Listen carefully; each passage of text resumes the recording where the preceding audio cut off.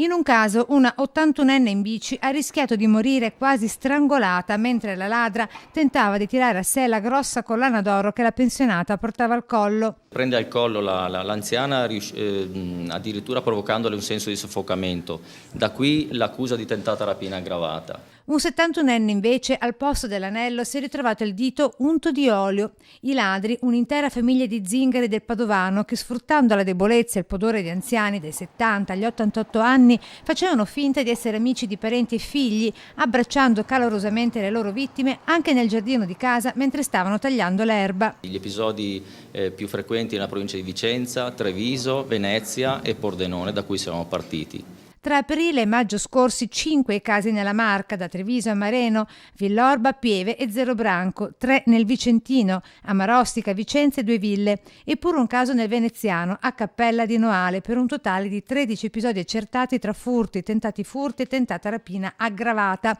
Episodi che tuttavia potrebbero essere di più, considerato che molti anziani, per ammissione degli inquirenti stessi, provavano vergogna per quanto subito.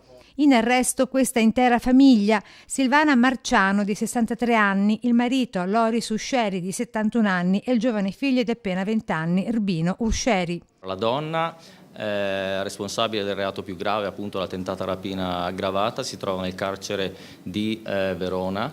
Il marito, avendo un'età che supera i 70 anni, si trova agli arresti domiciliari presso la sua abitazione. Il figlio, ventenne, incensurato formalmente, dovrà rimanere presso l'abitazione con obblighi di dimora nel comune appunto di Villanova di Campo San Piero.